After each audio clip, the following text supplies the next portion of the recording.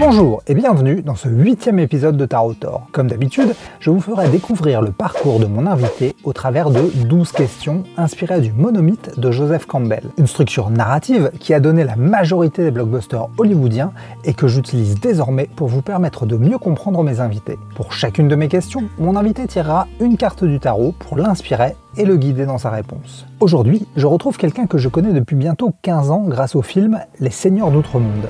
C'est un long métrage médiéval fantastique que j'ai eu la chance de coécrire et pour lequel mon invité a composé une partie des musiques. Avant de poursuivre, je vous laisse découvrir quelques images de ce film dont je suis très fier. Et sachez que vous pouvez le retrouver en intégralité sur YouTube et que pour une fois, vous pourrez y voir ma trogne. Mais sans plus attendre, voici l'invité du jour. Bonjour, je m'appelle Guy Roger Duvert et j'ai plusieurs activités. J'ai commencé comme compositeur de musique de film, je suis passé également à la réalisation de films et depuis plus récemment, je suis également romancier. Puis il y a une petite activité annexe, on va dire pas professionnelle, c'est pour le fun, mais ça me plaît beaucoup. Je fabrique aussi des jeux de société, des jeux de plateau. Voilà, donc ça fait beaucoup d'activités. Toute très nerd, toute très geek et complètement assumée. S'il ne s'y est mis que récemment dans sa carrière, Guy Roger a déjà sorti près de 11 livres en à peine 3 ans, parmi lesquels on trouvera beaucoup de science-fiction avec Backup et Virtual Revolution, ainsi que les 3 tomes de Outsphere, mais aussi du fantastique plus pulp avec les 2 tomes des Chroniques occultes, ou même du polar avec L'adieu à Camille. Impossible de ne pas mentionner également que Guy Roger a réalisé Virtual Revolution, dont vous pouvez voir ici quelques extraits, et que le film est visible sur la plateforme Amazon. C'est de la science-fiction française, ce qui est rarissime, c'est un véritable exploit en termes de production, du coup ça vaut le coup d'œil, et je suis content d'avoir l'occasion de vous en parler. Pour son interview, je n'ai pas immédiatement trouvé le tarot qui correspondait à Guy Roger. Comme il avait des envies de steampunk et de pulp, j'ai donc décidé de craquer sur le tarot steampunk, la sagesse des dieux de la machine. Un jeu créé par John et Caitlin Matthews, illustré par Will Kingham et intégralement traduit en français par Christine Destruo. C'est suffisamment rare dans ma collection pour être signalé. Si vous ne savez pas ce qu'est le steampunk, imaginez qu'il s'agit d'une réalité alternative qui n'aurait pas dépassé le stade de la première révolution industrielle, celle du charbon et de la vapeur, steam en anglais, mais offrirait tout de même des technologies de pointe, avions à vapeur, robots à vapeur, etc. L'ambiance est souvent 19e siècle, avec un esprit très impérialiste. On pourra penser aux œuvres de Jules Verne. Si le sujet vous intéresse, j'essaierai de vous en parler plus dans une prochaine émission. Concernant le jeu du jour, il a plusieurs particularités. Il s'inscrit dans un univers global, ce qui lui vaut de voir les noms usuels modifiés. Ainsi, presque toutes les arcades majeures changent de nom, à l'exception de l'impératrice et de l'empereur. Les 4 familles deviennent dirigeables, léviathans, engins et submersibles, et enfin, les cartes de cour deviennent messagères, navigateurs, dames et capitaines. Tout cela est très bien expliqué dans un livret très complet, développant cet univers intrigant. Graphiquement, les illustrations sont composées de montages photos retouchés numériquement. J'avoue ne pas être totalement fan, mais il y a de la recherche dans les compositions. A noter que je ne qualifierais pas totalement le jeu de steampunk, l'univers et les ambiances évoquant parfois plus volontiers le dieselpunk, un sous-genre, voire l'atompunk. Niveau conception, il s'agit d'un jeu produit en masse, la qualité des cartes n'est donc pas exceptionnelle et le boîtier est solide mais s'ouvre difficilement. Le bon côté, c'est qu'on peut facilement trouver le jeu pour une dizaine d'euros sur les plateformes d'occasion, ce qui en fait une excellente affaire. Si les changements de nom pourront perturber les débutants, le livret est quant à lui suffisamment complet pour permettre une bonne initiation au tarot. Mais maintenant, voyons ce que le tarot steampunk va nous dévoiler de l'histoire de Guy Roger. Le monde ordinaire. Quelles sont tes origines et quel était ton quotidien avant de te lancer dans l'aventure? Alors, la carte, c'est le navigateur des dirigeables. Donc on voit un type habillé, avec le casque colonial, qui pourrait être un navigateur, un pilote, un peu âgé, une moustache, et il semble être à l'intérieur du cockpit d'un dirigeable. Donc voilà ce qu'il représente. Donc sur un mode très mi-steampunk, mi-dieselpunk. La famille des épées fait référence à l'intellect. Le cavalier est une figure d'action, c'est un héros. Il exporte les valeurs de sa famille, même si lui-même ne les maîtrise pas. Le cavalier d'épée est une figure de conquête, c'est une force qui vous pousse. Il peut être un grand orateur, un avocat ou un commercial. Moi, par définition, c'est un type d'atmosphère qui me parle bien. Il y a un côté aventure, il y a un côté pittoresque, il y a un côté... ça évoque en plus l'époque des grands explorateurs, donc c'était tout ce qui était 19e siècle et début 20e. Et voilà, et moi c'est quelque chose qui m'a toujours un peu fasciné, où il existait encore des mondes qui n'avaient strictement aucun contact les uns avec les autres. Et lorsqu'on allait à la découverte justement de ces autres mondes, c'était une découverte comme aujourd'hui ça n'est plus vraiment possible. Après, par rapport à la question, sur les valeurs familiales, c'est clair que même si pour le coup le fait de me lancer dans l'artistique, ça ne correspondait pas du tout à la vision qu'avaient mes parents, pour le coup, ils m'ont jamais bloqué. Enfin, j'ai des amis où ça a été compliqué avec leurs parents justement quand ils se sont lancés. Enfin voilà, je connais des acteurs, des réalisateurs, etc. Bon, il y en a où ça a été compliqué pour eux. Moi, j'ai eu de la chance à ce niveau-là. Ils ne comprenaient pas vraiment, mais considéraient c'est ce que tu veux faire, donc tente le coup. Et après, je pense que voilà, ce qu'ils m'ont inculqué ont probablement aidé après, parce qu'il y a tout un côté curiosité, le fait d'essayer des choses, de découvrir des choses, ou justement qui revient avec l'idée quelque part d'exploration si on veut. Donc ça a probablement dû aider. Après, pour la partie cavalier, je présume qu'une grosse partie, et ça je pense que c'est souvent sous-estimé par les gens qui envisagent de se lancer dans une activité artistique, c'est qu'une grosse partie de l'activité artistique, malheureusement, c'est se vendre. C'est pas du tout, alors je présume que ça dépend des gens, mais c'est pas du tout en ce qui me concerne la partie la plus amusante. Surtout qu'à la base, je suis quelqu'un de très social. J'aime voir les gens, j'aime rencontrer les gens, je suis pas spécialement timide, mais à la base, je suis un introverti, et un gros introverti. Donc voilà, le fait de devoir me vendre, ce qui fait partie intégrante du métier d'artiste, c'est probablement la partie un peu difficile. Mais bon, ça fait partie du package, donc je prends. Quelque part, je présume qu'il y a un parallèle qui peut être fait entre le côté justement explorateur, partant pour des terres inconnues, et puis le fait de se lancer dans une carrière artistique, alors qu'au départ, on n'est absolument pas de ce milieu-là. Moi, au départ, mon père, c'était un contrôleur de gestion et ma mère, une assistante de direction. Donc autant dire, aucun des deux n'était dans les milieux artistiques, même si les deux ont une sensibilité artistique.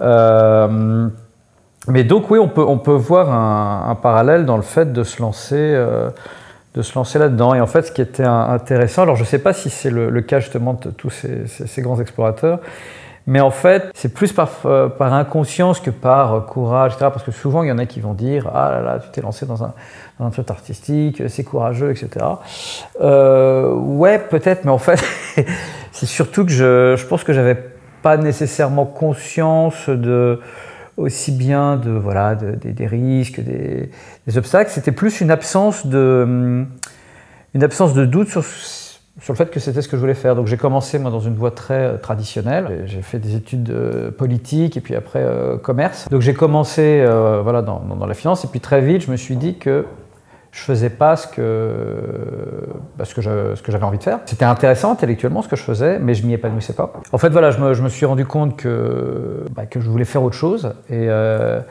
et ça faisait depuis longtemps que je contemplais l'idée de faire des musiques de films, mais pour moi c'était un peu un fantasme.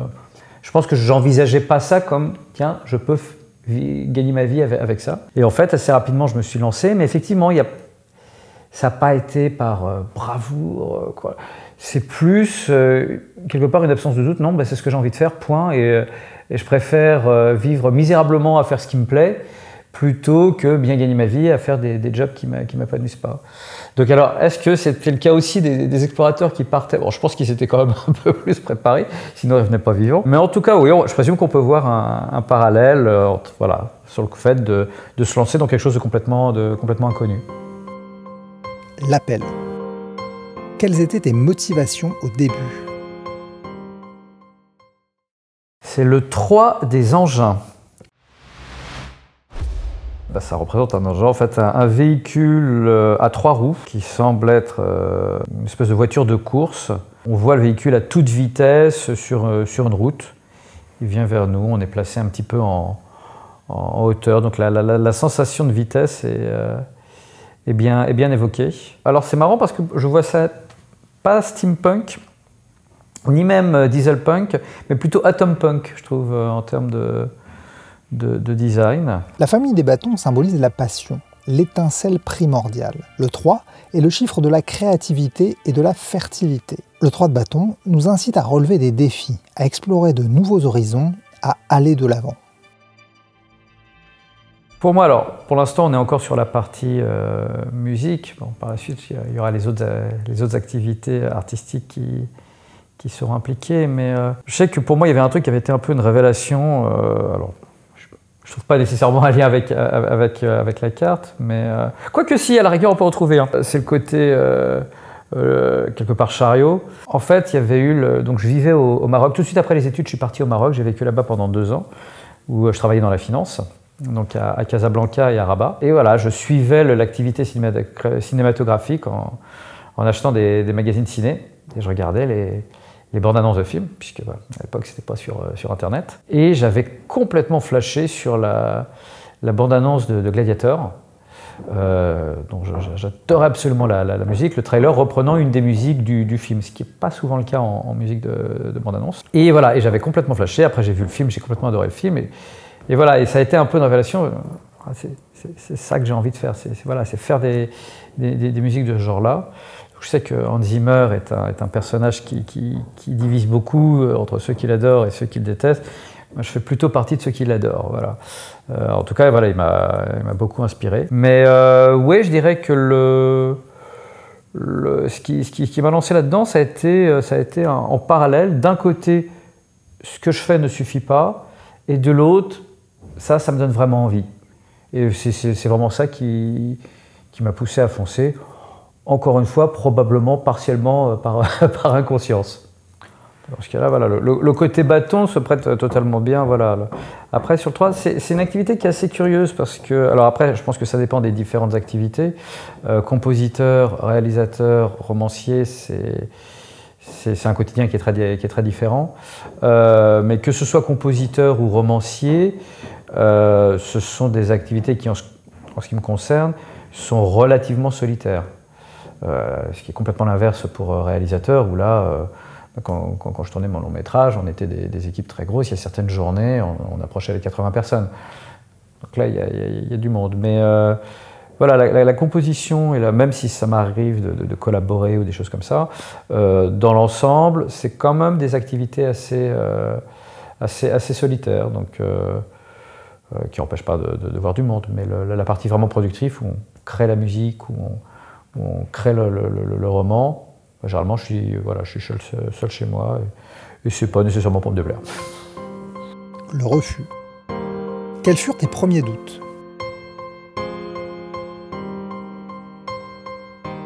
Le 3 des Léviathans. Bon, le Léviathan, c'était ce monstre dans l'Antiquité et qui est devenu un peu synonyme de très grosse machine. Et donc là, c'est ce qui est repris ici. Donc on est sur une illustration qui est très dieselpunk, où on voit 2 très gros engins roulants. On pourrait les décrire comme des chars, mais en fait avec une taille gigantesque. Ah, ce sont des bâtiments britanniques. Il y a un drapeau anglais. Ah, d'ailleurs, le 3 est glissé le chiffre 3 est glissé dans l'illustration. C'est dans un paysage désertique, et donc les 2 bâtiments semblent avancer à une certaine vitesse. Oula, il y a un petit arbre en bas à gauche qui donne une notion des dimensions. Oui, ce sont vraiment des très gros engins. Et il y a plusieurs personnes qui semblent en rappel à la corde sur le bord d'un des engins. Alors, est-ce qu'ils sont en train de réparer, de maintenir, je ne sais pas très bien exactement. En tout cas, ils prennent un certain risque, puisque le bâtiment est, selon toute évidence, en train de bouger rapidement. Voilà pour la description de la carte. La famille des pentacles ou des deniers évoque les biens matériels, le concret. Le chiffre 3 est celui de la communication, de l'élan, du groupe et des interactions complexes.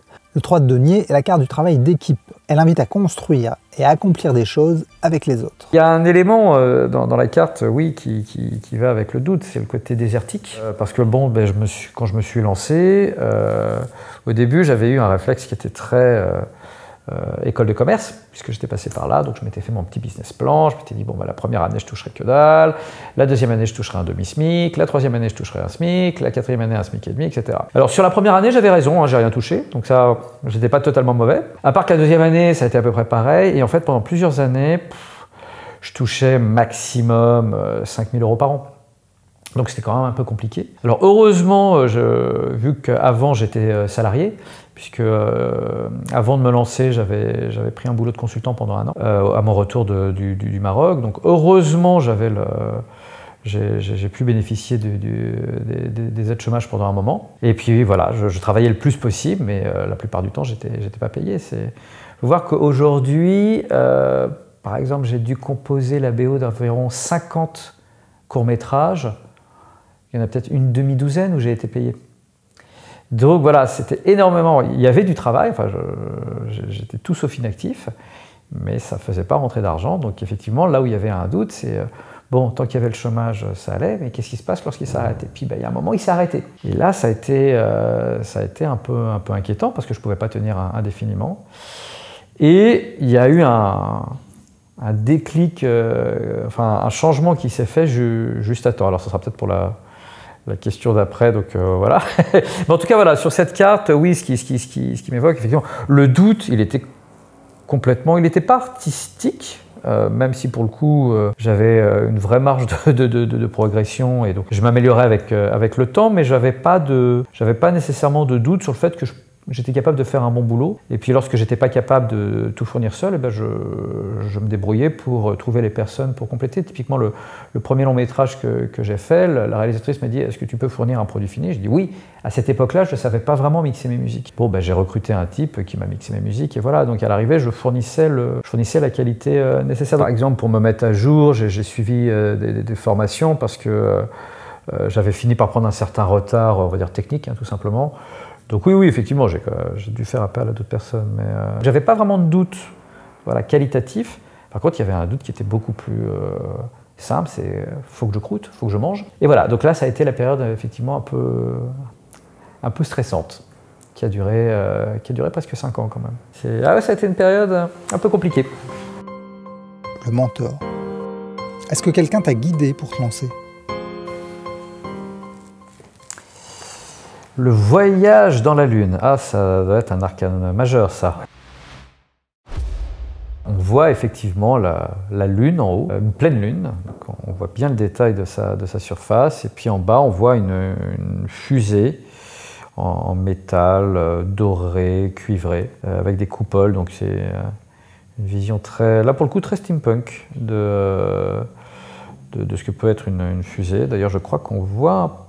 Je suis pas sûr, on voit peut-être un personnage à travers l'une des coupoles. Voilà, c'est une image qui est relativement, que je trouve par rapport aux précédentes plutôt statique. Alors je présume que la fusée est en mouvement, hein, mais on ne ressent pas cette impression du tout de vitesse. Bon, en même temps, dans l'espace, hein, on a moins de référentiels proches. Mais voilà, c'est quelque part, je trouve l'image plus imposante et moins dynamique que peut-être que les précédentes, ce qui n'est pas un jugement de valeur, plus... description générale. La Lune évoque la puissance réceptive féminine. On a longtemps pu croire que le cycle menstruel était lié au cycle lunaire. C'est une carte d'intuition et de mystère qui invite à réfléchir différemment, à se connecter au monde ou à ses rêves pour trouver une nouvelle voie. C'est aussi une carte aux aspects sombres qui peut évoquer les cauchemars et la folie. Enfin, cet arcane peut aussi tout simplement faire référence à la mère du consultant. Ceci dit, au niveau de... Mon art, le terme fait un peu... Mais voilà, de ce que je fais, c'est assez amusant parce que, je dirais, au naturel, dans le quotidien, je suis quelqu'un de plutôt joyeux, plutôt léger. Par contre, ce que je crée a tendance à avoir une part assez sombre. Alors pareil, au niveau de la musique, ça va dépendre des projets. Si je dois faire une musique sur un truc joyeux, je ne vais pas leur foutre un requiem dans la gueule. Mais ceci dit, ouais, j'ai tendance à naturellement... voilà, je suis plutôt dans ma zone de confort quand je compose des trucs un peu sombres. Mon film est plutôt sombre, enfin c'est une dystopie, même visuellement d'ailleurs, puisque une grosse partie se passe la nuit. Dans mes romans, c'est plus inégal, ça touche un peu, mais bon, il y a certains de mes romans qui sont assez assez sombre, et puis il y a une certaine violence. Il y a des personnages qui meurent dans les romans, ça arrive assez régulièrement de mon côté. Donc oui, je pense qu'il y a clairement une part d'ombre dans ce que je fais, ça c'est évident. Que je vis très bien d'ailleurs. Alors après, par rapport au mentor, je dirais que de mentor direct dans le domaine artistique, j'en ai pas vraiment eu. En revanche, indirect, oui, je disais avoir été inspiré par Hans Zimmer. Ses clients, ça se retrouve dans la musique, donc j'ose espérer avoir mon propre style. Mais clairement, je pense que son influence doit se deviner, surtout quand je fais des musiques un peu épiques ou quand je fais des musiques de bande-annonce de films, de choses comme ça. Après, au niveau film, pareil, j'ai des très fortes influences entre des Ridley Scott, des Christopher Nolan, des gens comme ça donc voilà, pour moi, le visuel m'a énormément marqué et probablement influencé aussi. Et au niveau des romans, là aussi, j'ai des influences fortes, généralement chez des auteurs de science-fiction. Donc que ce soit Philip K. Dick, que ce soit Asimov, que ce soit Jack Vance, des gens comme ça, ou dans un style différent, des auteurs tels que Lovecraft. Donc voilà, on reste dans l'imaginaire. Et alors après, oui, c'est vrai qu'il y a un point commun quand même dans la musique, je touche un peu à tout, mais que dans la réalisation ou en roman, j'ai quand même tendance à être très très très souvent dans de la science-fiction. Donc voilà, le fait d'avoir une lame de voyage dans l'espace, c'est pas incohérent. Le passage du seuil. Quel a été pour toi le point de non-retour? Alors, la messagère des engins. Alors, c'est une illustration qui diffère pas mal des précédentes, dans le sens où les précédentes, c'était vraiment des illustrations dessinées, alors que là, selon toute évidence, c'est fait à partir d'une photo. Alors peut-être qu'il y avait des éléments de photo avant, mais ça ne m'a pas donné l'impression. Donc la manière de créer l'illustration est très, très différente. Donc on voit une moto rétro-futuriste, avec en gros une route très large. Et on a une femme à califourchon dessus, avec un look très... je ne sais pas si je définirais ça comme steampunk. On est entre du... Oui, les lunettes, il y a les lunettes clairement steampunk, la sacoche en cuir. Voilà, ça serait entre du steampunk et du Mad Max, quelque part. Alors après, j'ai du mal à voir des liens avec cette image, mais peut-être sa signification. La famille des bâtons est celle de la passion, de l'énergie. Le valet est la figure de l'initiation. Il découvre tout juste les valeurs de sa famille. Le valet de bâton est celui des nouvelles perspectives, de l'exploration. Il ouvre le chemin. Quelque part, oui, ça correspond au début de ma professionnalisation. C'est-à-dire que je m'étais lancé à temps plein, mais quelque part, l'une des définitions de professionnel, c'est lorsqu'on gagne sa vie avec ce qu'on fait. Donc voilà, on va dire que le cap important, ça a été quand je me suis professionnalisé au point de pouvoir payer mes pâtes avec la musique. Le point de non-retour, c'est arrivé très très vite, dans le sens où, comme ce que je disais tout à l'heure, je préférais vivre misérablement en faisant ce que j'aime, plutôt que confortablement en faisant quelque chose qui ne me plaisait pas. Et c'est devenu une évidence assez rapidement. Donc, quelque part, on peut dire qu'il y avait un retour là. Après, si vraiment la période de disette avait duré, j'aurais peut-être dû prendre des décisions. Donc on peut dire que là, le passage s'est probablement fait au bout de 5 ans à peu près, lorsque d'un coup, je me suis mis à en vivre. Et en fait, contrairement à mes calculs de départ complètement foireux, ça n'a pas été du tout progressif, c'est-à-dire que je gagnais moins de 5 000 € par an. Et c'est passé d'un coup à l'équivalent d'un petit salaire de cadre. Donc en 1 an, grâce à un type avec qui je collabore d'ailleurs encore souvent aujourd'hui, qui à cette époque-là, Olivier Birsevich, me faisait travailler pour son entreprise d'institutionnel et je faisais des musiques pour ses films institutionnels. Et d'un coup, ça m'a sorti, alors je gagnais pas des fortunes, hein, mais j'en vivais. Et là, quelque part, ça a été le premier cap important dans ma carrière artistique, c'est que je croûtais avec ma musique, ce qui est quand même un changement majeur. les gardiens du seuil. Quelles ont été les premières épreuves à traverser?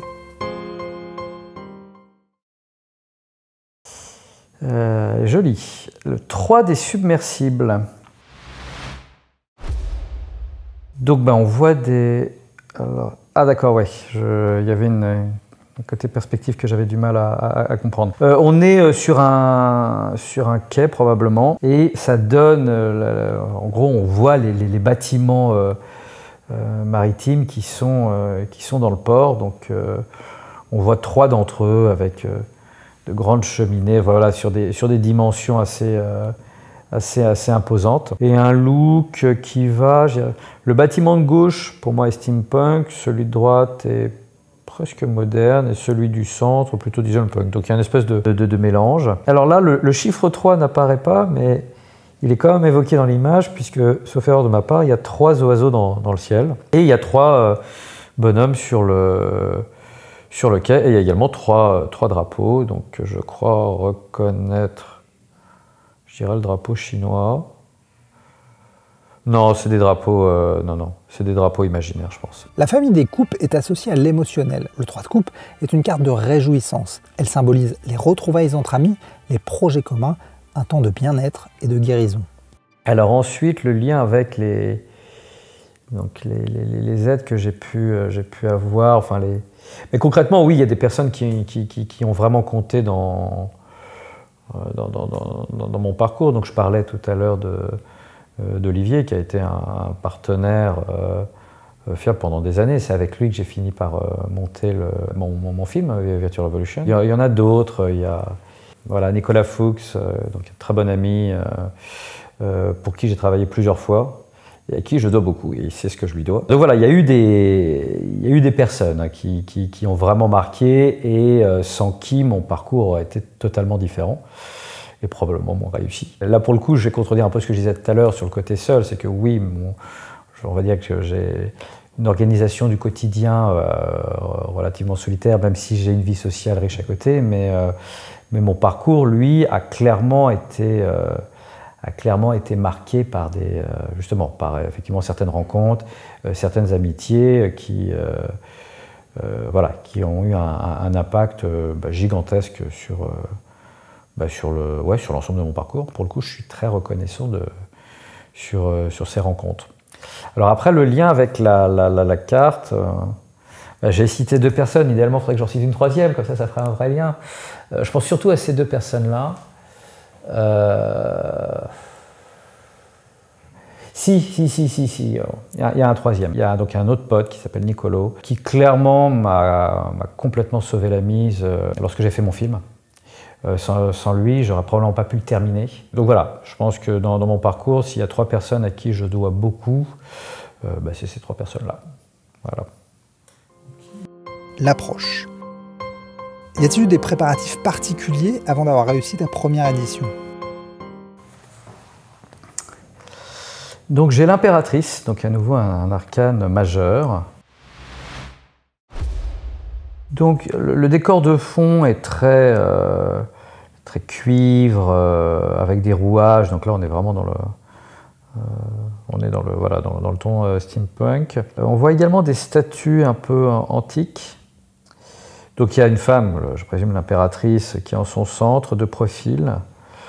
J'ai un peu de mal à discerner son costume. J'ai l'impression qu'elle a une ceinture assez importante. Et alors, oui, c'est le premier plan qui est très curieux. Je ne sais pas trop ce que c'est. On voit des sphères qui ont l'air d'être des sphères en verre, peut-être. J'ai aucune idée de ce que c'est. C'est joli, mais j'ai aucune idée de ce que c'est. L'impératrice est l'incarnation de la fertilité. C'est une carte charnelle qui évoque autant la fécondité et la naissance que la créativité et l'art. L'impératrice est l'incarnation de la déesse mère, mère nature, un potentiel féminin sans limite. À l'inverse de la papesse, l'impératrice n'est pas dans la retenue. C'est une carte sensuelle et maternelle.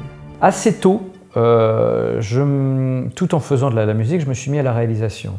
Mais au début, c'était de manière, on va dire, assez classique. Voilà, j'en ai pas fait 36, j'ai fait 2 courts-métrages. Et en fait, en grande partie grâce justement aux rencontres que j'ai pu faire, que j'évoquais tout à l'heure, au niveau du business, ça allait de mieux en mieux. Et il y avait vraiment l'envie de réaliser le long métrage. Donc le premier court métrage que j'ai fait avait différents problèmes, joli mais très imparfait. Et donc j'ai fait un deuxième qui avait un double but pour moi, qui était à la fois de faire vraiment un film comme j'avais envie, puisque le premier, j'avais fait un mix entre ce que je voulais faire et ce que je pensais qu'il fallait faire pour être en festival, etc. À l'arrivée, ça a été un bide complet et ça n'intéressait personne. Et là, pour le coup, j'ai fait un film complètement heroic fantasy, donc un court-métrage qui s'appelle Cassandra. Et voilà, j'ai fait vraiment ce que je voulais faire, et c'était à la fois me faire plaisir, faire un film vraiment comme j'avais envie de le faire, et puis voir si je me sentais prêt pour passer au long. Et en fait, le film a cartonné en festival, il a eu plus de 100 sélections, une cinquantaine de prix. Et avec ça, voilà, je me sentais prêt à passer, donc avec le gros projet, le long métrage. Et alors là, je dirais, il y a eu plus des difficultés que des doutes. En fait, dès le départ, je savais ce que je voulais faire, je savais que je pouvais le faire, mais après, voilà, il fallait déjà trouver des financements, donc ce qui a été très compliqué. Puis en plus, voilà, c'est régulièrement en face, j'avais des interlocuteurs qui n'y croyaient pas et qui ne voyaient pas comment on pouvait faire ce film, enfin même chez des institutionnels. Hein, on s'est fait refuser au départ des aides automatiques, donc une aide automatique, théoriquement ils n'ont pas le droit de dire non, par le CNC, sous prétexte que faire ce film pour ce budget c'était impossible. À part qu'on l'a fait. Donc c'est problématique. Donc, ouais, ça a été... j'avais pas vraiment pas vraiment des doutes, mais des peurs et des difficultés énormément. Ce long métrage, j'en garde un excellent souvenir. Enfin, j'adore l'équipe qu'on a montée là-dessus. Je suis impatient de retravailler avec eux. Je suis très fier du résultat final, même s'il y a des critiques qu'on peut faire. Hein. Mais j'en suis très fier. Mais alors là, au niveau des difficultés, on a morflé. Concrètement, on a vraiment morflé sur ce... Alors après, le lien avec la carte... si, il y a un lien, c'est qu'en fait, dans cette carte, moi, je vois plein d'éléments et je ne comprends absolument pas les liens qu'il y a entre eux. Entre la femme, entre les statues, Et quelque part, ce film, ça a été, voilà, énormément de choses à gérer, complètement indépendantes les unes des autres. Alors heureusement, j'ai été très très bien entouré, voilà, les membres de mon équipe m'ont vraiment aidé là-dessus. Il y a eu plein d'emmerdes dont j'ai même pas été au courant qu'ils ont géré eux-mêmes. Mais voilà, si ça devait m'évoquer quelque chose, c'est ça, c'est la multitude d'obstacles divers et inattendus. Et en fait, à chaque moment, on se dit, ça y est, là, ça va. Non, en fait, c'est toujours difficile. Et jusqu'au bout, jusqu'à la sortie en salle, ça a été dur. Ça a été très dur. Je regrette rien, mais ça a été dur.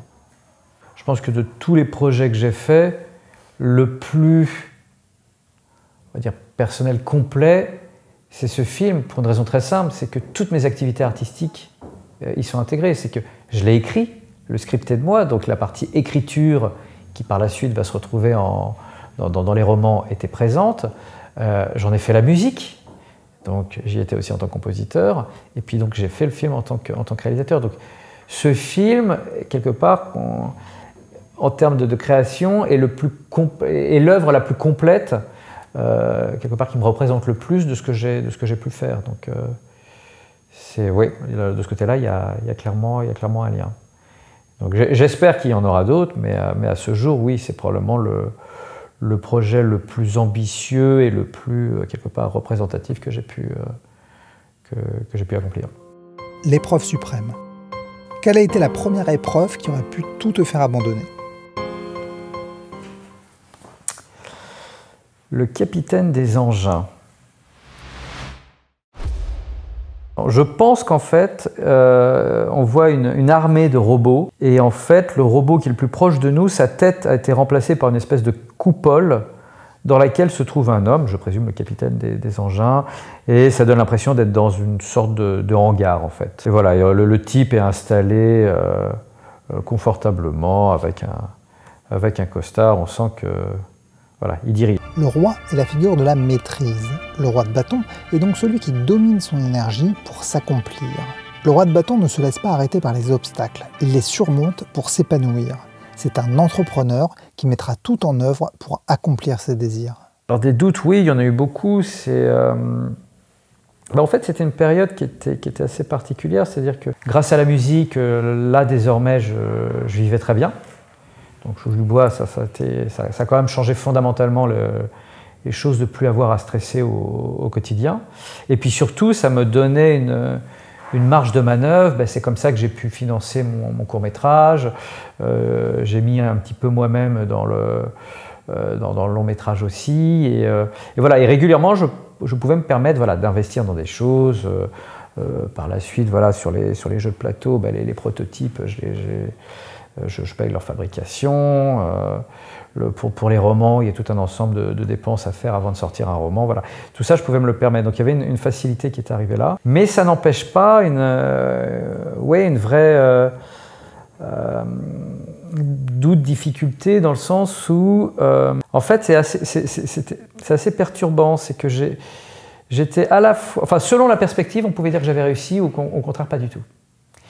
Je gagnais bien ma vie, donc ça c'est théoriquement un critère de réussite. Voilà, je vivais à Los Angeles, on va dire que ça claque plutôt bien. Je m'étais mis à faire des musiques de blockbusters hollywoodiens. Donc voilà, pour le coup j'ai placé des musiques sur des trucs genre Transformers 3, Green Lantern, Prometheus, Supreme Survivor. Donc ça aussi, ça claque plutôt bien dans les dîners mondains. Donc voilà, selon une perspective. Et puis le film, voilà, le film a eu sa vraie vie. Il a très bien fonctionné en festival. Il a été vendu un peu sur tous les continents. Il a sa vraie vie, il se balade, il est visible sur Amazon. Enfin voilà. Donc, selon une perspective, on peut dire, ben, c'est bon, c'est des signes de réussite. À part qu'on peut prendre la perspective inverse, qui consiste à dire, ben, pour l'instant, mon nom n'est pas vraiment connu. En tant que compositeur, bah, ma musique, on peut la trouver ici ou là, mais je ne suis pas un grand nom de la musique, loin de là. Mon nom avait commencé à se faire une petite notoriété dans le milieu, justement, musique de bande-annonce de films. Mais par la suite, j'ai un peu levé le pied là-dessus, en partie à cause du film qui me prenait tout mon temps. Donc bah, ça s'est un peu effacé, donc je pense que les quelques personnes qui me connaissaient ont dû m'oublier. Pareil pour le film il a marqué dans certains milieux, dans des milieux un peu geeks ou dans des milieux justement de fabrication de films, puis où les gens ont été vraiment intrigués par le fait qu'on avait réussi à faire ce film qui, sur le papier, était impossible. Mais dans les faits, voilà...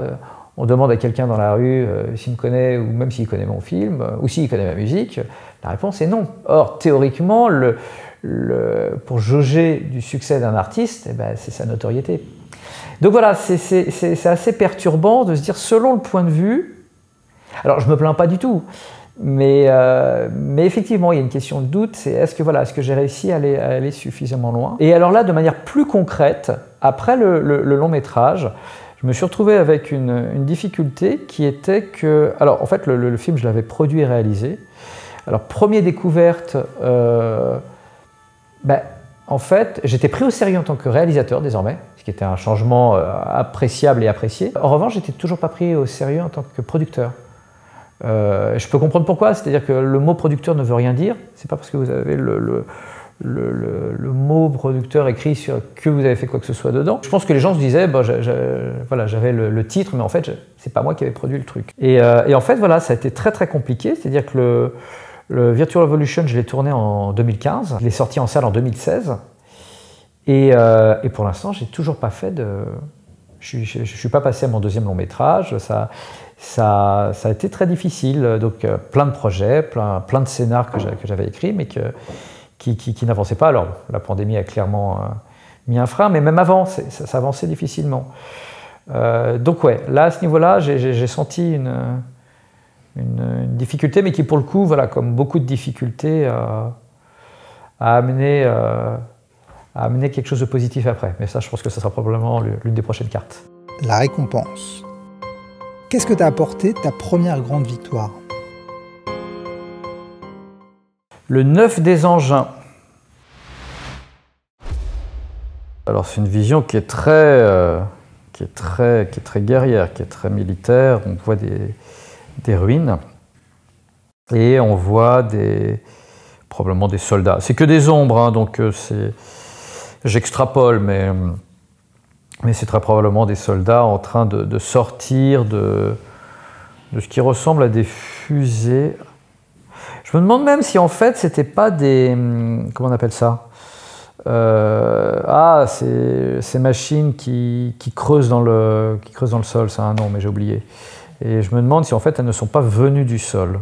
C'est un peu l'impression que donne l'illustration. Avec sur les fusées une pin-up dessinée, ce qui est très très très dieselpunk. Foreuse, voilà, c'est ça le terme que je cherchais, foreuse. Voilà, une jeu sombre, pas joyeuse du tout, mais une jolie illustration.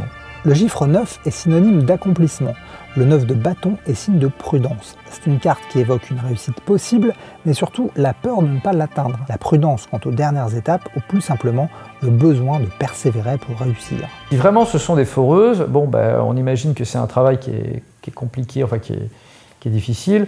Bon, ben voilà, ben, on peut se dire que de mon côté, rien m'a été donné sur un plateau à ce niveau-là. Le film, il a fallu le faire alors que tout le monde disait que ça ne serait pas possible. Puis les romans, ça a été difficile aussi au départ puisque j'avais envoyé donc mon premier roman à plusieurs éditeurs et personne n'en a voulu. Et donc je l'ai sorti dans un premier temps en auto-édition. Il a cartonné en auto-édition et puis par la suite, il y a des éditeurs qui m'ont contacté. Et donc maintenant, il est édité, il est en librairie. Mais donc voilà, il y a ce point commun où à chaque fois, voilà, il a fallu forcer pour que les choses se fassent parce qu'en face, bah, personne n'attendait mon film et personne n'attendait mes romans, quoi. Donc, et voilà, donc ça, quelque part, il peut y avoir ce lien avec l'illustration qui est que bah, les récompenses, elles sont là et c'est cool. Mais voilà, il a fallu des efforts pour les obtenir. Alors après, oui, les récompenses, il y en a eu plusieurs et puis tout dépend. Récompense par la musique, ben, c'est le fait de bien gagner ma vie. Récompense qui, comme je disais tout à l'heure, me facilite énormément de choses et surtout me permet de lancer des nouveaux projets. Donc ça, c'est très très très important. Également, là pour le coup, c'est la récompense de Virtual Revolution, c'est que ça m'a donné une crédibilité justement en tant que réalisateur. C'est là en ce moment, je suis en contact avec différents producteurs, plusieurs boîtes de prod, et voilà, on discute sur des projets. Il n'y aurait pas eu Virtual Revolution, ça se passerait probablement de manière beaucoup plus compliquée, ou ça ne se passerait pas. Même si pour l'instant, je n'ai pas encore trop évoqué les romans, il y a une récompense avec le fait d'avoir développé l'activité roman, et qui est également en termes de crédibilité. C'est-à-dire que même dans l'audiovisuel, mon activité de romancier me sert et me crédibilise comme auteur. Ce qui était un petit peu la stratégie que j'avais en tête, enfin, l'une des raisons qui fait que je me suis lancé dans l'activité romancier, même s'il y en avait d'autres. Et donc là, effectivement, je suis en train, en ce moment même, d'en récupérer les avantages. Donc je dirais principalement, que ce soit pour le film ou que ce soit pour le romancier, c'est la crédibilité, la légitimité qui est extrêmement importante à partir du moment où on veut lancer des nouveaux projets. Le chemin du retour. Comment s'est déroulé le retour à la vie ordinaire? Alors, la Dame des Léviathans. On voit, alors c'est une image qui est sombre, on voit en arrière-plan une fusée, ou une foreuse d'ailleurs, oblique, donc peut-être que c'est une ruine, peut-être qu'elle est abîmée, je ne suis pas sûr. On a l'impression d'être dans une caverne. Et au premier plan, on a une femme, donc la fameuse Dame des Léviathans, avec les traditionnelles lunettes steampunk, et qui éclaire ce qu'elle est en train de faire. Alors je ne suis pas certain de ce qu'elle fait, j'ai l'impression qu'elle dessine sur une roche, ou qu'elle nettoie une roche peut-être, je ne sais pas très bien. Mais sur un fond, voilà, c'est assez sombre.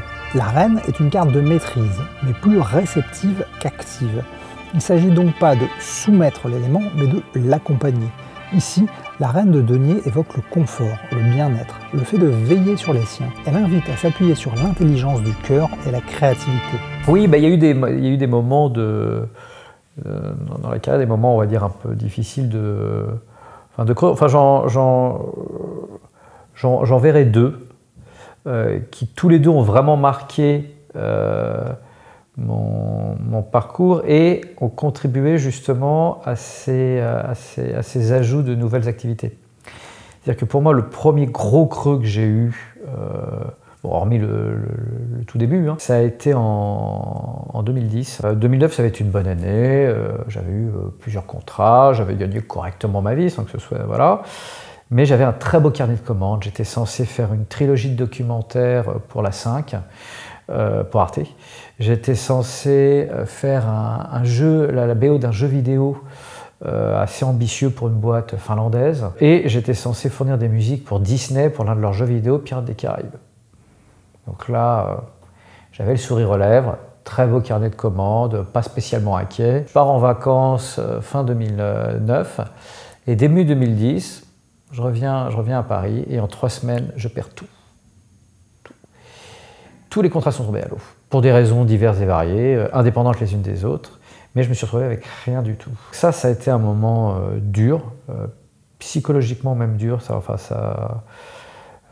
n'a pas duré longtemps, ça a duré que quelques mois, mais je me suis tapé quelques crises de panique à ce moment-là. Heureusement, j'ai réussi à... Bon, elles n'étaient pas grosses, hein, donc j'entends parler de personnes qui ont des choses beaucoup plus lourdes que ce que j'ai pu avoir, mais pour moi, c'était quelque chose de nouveau, je ne connaissais pas. Donc voilà, ça a duré que quelques mois, mais ça a été un moment un peu dur. Et alors, de manière moins dure, mais ça a quand même été compliqué, c'est l'après Virtual Revolution où il y avait cet élan auquel je croyais énormément en me disant mais ça y est, j'ai fait un long métrage et puis il a quand même une sacrée gueule. Il a gagné 36 000 prix. Maintenant, ça va pouvoir me faciliter les choses. Je vais moins en chier sur le deuxième que ce que j'en ai chié sur le premier. Il va y avoir des gens qui vont croire en moi, qui vont... Et en fait, pendant plusieurs années, à taper à la porte à gauche, à droite, à avoir des pistes, mais rien qui avançait. Puis moi, j'écrivais, donc j'avais de plus en plus de scripts. Et ces scripts ne se retrouvaient pas à l'écran, donc ça restait de très jolies idées, mais sur papier. Et donc voilà, il y a eu ces deux périodes de creux qui ont été compliquées. Bon, la première plus que la deuxième quand même, mais dans les deux cas, ça a donné, à l'arrivée, ça a été source d'opportunités, ce qui sera pour l'explication sur la prochaine carte. Mais voilà, il y a eu des creux pas simples. Le pire étant vraiment 2010, ça fait partie de ce qui fabrique un parcours, donc il faut passer par des... Comme on dit, il faut descendre au fond de la piscine pour s'appuyer au fond pour pouvoir remonter. Bon, ça a été un peu ça. La résurrection. Quelle épreuve a fait de toi l'artiste que tu es aujourd'hui? Le 3 des dirigeables. J'ai eu beaucoup de 3, j'ai l'impression. Bon, faut croire que le côté créatif est présent. Tant mieux, c'est cool. Contrairement aux autres cartes 3, je ne vois pas le... Ah non, si, il y a quand même un élément. En fait, alors, il y a une perspective qui fait que...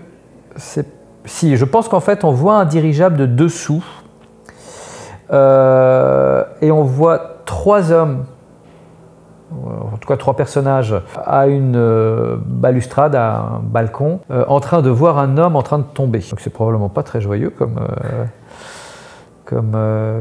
vision. Donc voilà, le 3 est représenté par ce trio de personnages. Ouais, on voit un petit peu les nuages derrière, il fait sombre, c'est pas une image nécessairement joyeuse.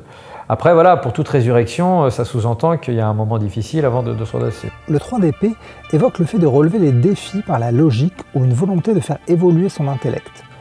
A noter que c'est le 4e 3 que nous sortons dans le tirage, ce qui appuie la dimension très créative de ce voyage.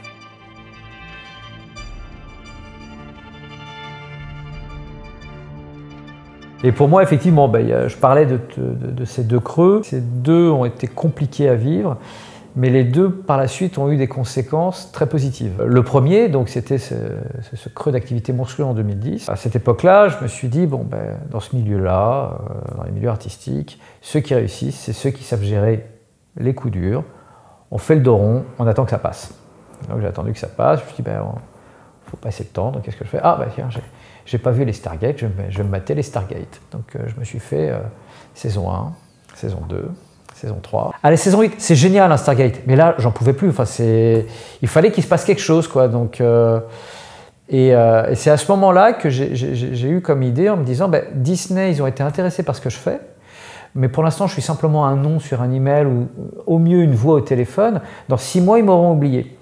Donc je les ai appelés et je leur ai dit, j'ai fait un coup de bluff. J'ai dit, dans 3 mois, je suis en voyage d'affaires à Los Angeles, est-ce qu'on peut en profiter pour se voir? Et là, ils m'ont dit, avec plaisir, et puis je te présenterai bidule, machin et truc. Bon. Et donc pour le coup, j'ai vraiment pris mon billet, puisque c'était un coup de bluff au départ. Hein. C'était pas du tout prévu que j'aille là-bas. Et j'ai pris un billet, puis j'ai appelé toutes les personnes que je connaissais en disant, ben voilà, je vais à Los Angeles, est-ce que tu connais du monde, que ça peut être intéressant pour moi de rencontrer, pour essayer justement de provoquer quelque chose. Et il y a eu plein de rencontres intéressantes, et pour la faire courte, 6 mois plus tard, je m'installais là-bas. Voilà, la vie que je mène aujourd'hui, qui est 50% du temps, un peu plus, mais bon, à Los Angeles, et le reste du temps ici, ça s'est défini à ce moment-là. Et il y a tout un ensemble de choses qui sont dues au fait que je sois là-bas, des contacts que j'ai faits, des rencontres que voilà. Tout ça, ce ne serait pas fait si je ne m'étais pas installé à Los Angeles. Et je ne me serais jamais installé à Los Angeles si je n'avais pas eu ce creux. Et là, pour le deuxième creux, donc, qui était moins difficile quand même, j'étais pas en stress comme j'ai pu l'être en 2010, mais c'était quand même frustrant. Donc c'est 2017, 2018, 2019, où j'essaie de faire avancer mes projets et ça avance pas. Donc heureusement au niveau musique ça continue d'aller très bien, mais j'arrive pas à lancer un nouveau projet. Et là dans ce cas-là, justement est venue l'idée de développer plus l'activité romancière. Alors c'était quelque chose que j'avais en tête depuis un certain temps. Hein. J'avais écrit un premier roman vers 2010 d'ailleurs, je crois, dans ces eaux-là. Imparfait, que j'avais envoyé à l'époque à des éditeurs, qui avaient été refusés partout, avec des retours encourageants, mais ça n'allait pas au-delà du retour encourageant. C'est pas faites des corrections et renvoyez-les-nous, c'est montrez-nous votre prochain. Donc, voilà. Mais voilà, c'était encourageant. Puis j'ai écrit un deuxième roman, À haute sphère, que j'ai écrit en 2012-2013, je crois, qu'à l'époque j'avais envoyé aux éditeurs, personne n'en avait voulu. Puis après, je me lançais dans le long métrage, donc j'avais vraiment autre chose à penser. Puis voilà, une fois que le long métrage est passé, et puis que voilà, j'étais en train de faire avancer mes projets, revient l'idée de ce roman qui, pour moi, c'était un bon roman. Ok, personne n'en avait voulu, mais pour moi, il était bon. Et c'est là que j'ai entendu parler de l'auto-édition, qui n'a rien à voir avec l'édition à compte d'auteur, que je critique et que je condamne complètement. Et là, je me suis essayé à l'auto-édition avec le système Amazon.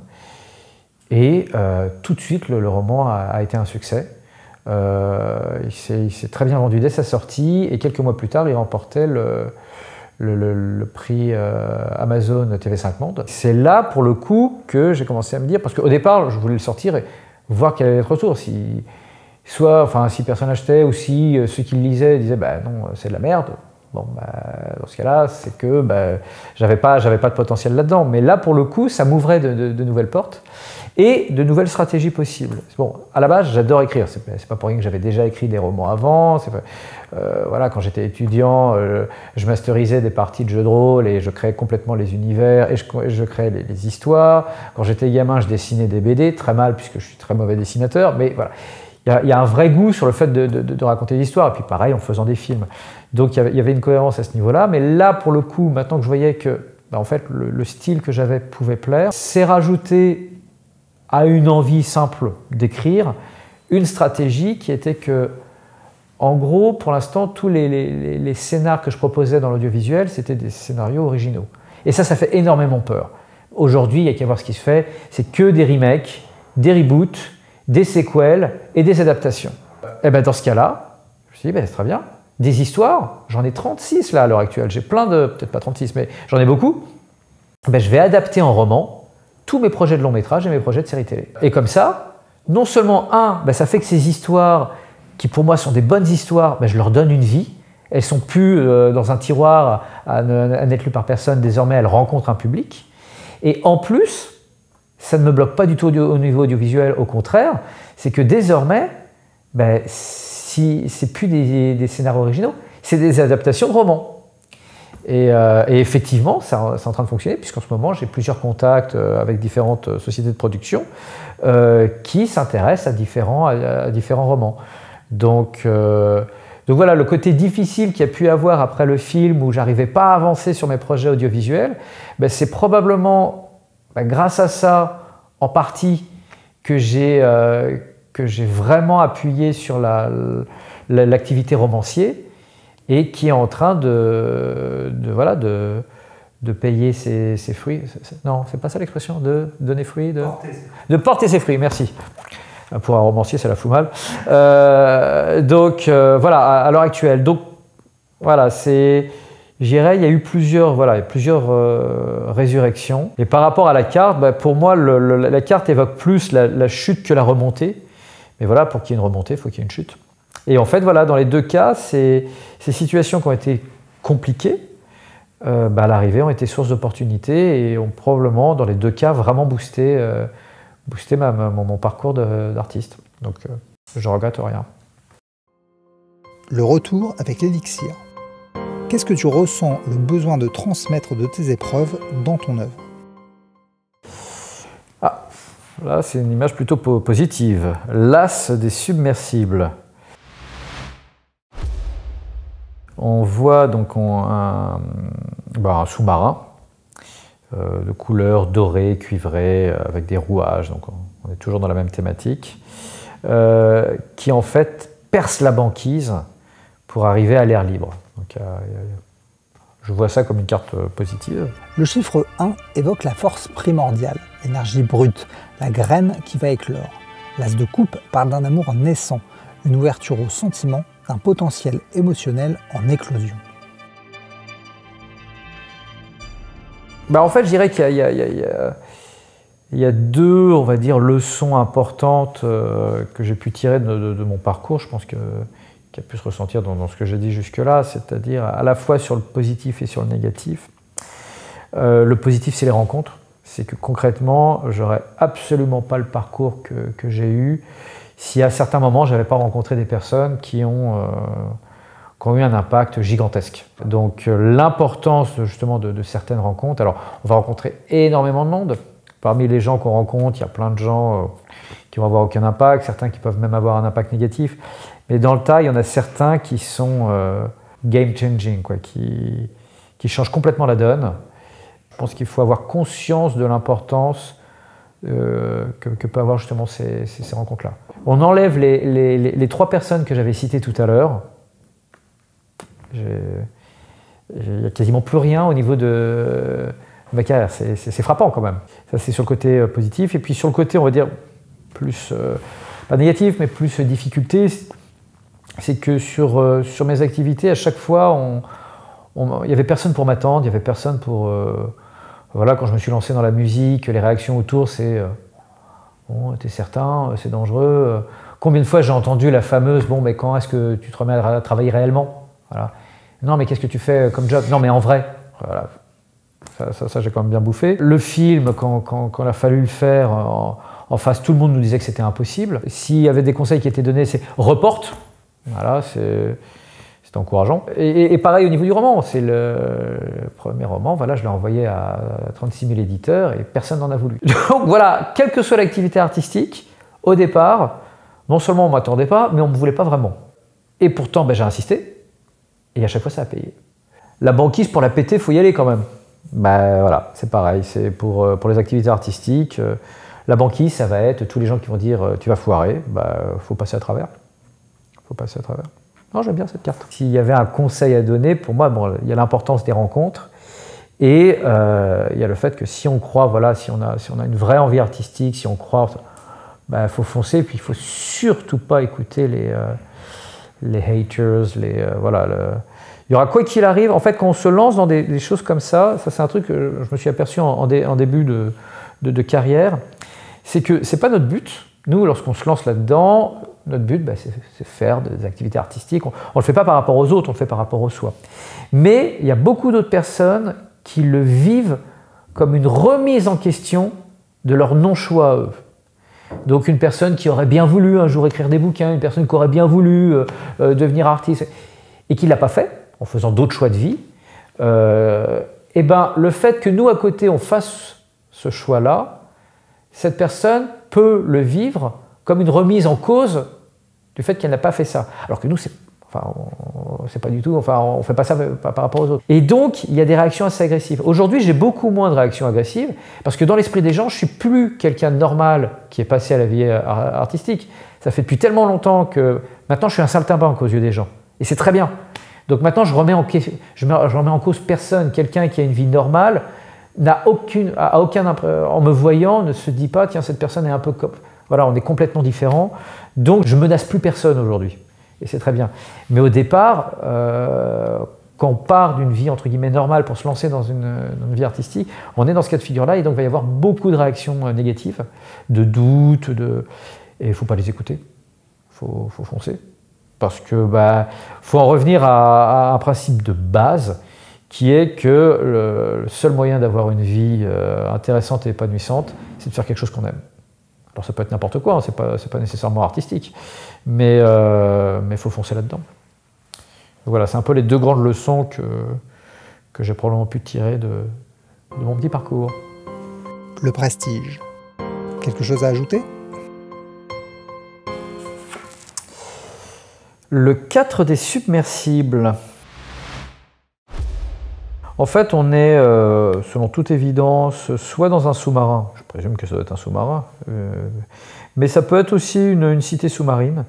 On voit des fenêtres, hublots, qui fait qu'on voit qu'à l'extérieur c'est de l'eau, ce qu'on voit avec les petites bulles qui montent. Et on voit à l'intérieur, donc, sur une espèce de plateforme, un homme de dos en train de jouer à un orgue sur lequel il y a une jolie décoration de pieuvres. La pieuvre, je suis obligé d'aimer parce que bon, vu que voilà, je suis un grand fan du mythe cthulhien, voilà.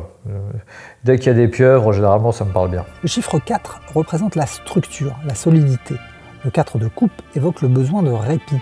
C'est le calme avant la tempête, la nécessité d'une pause pour se recentrer et prendre du recul avant de se lancer dans l'aventure.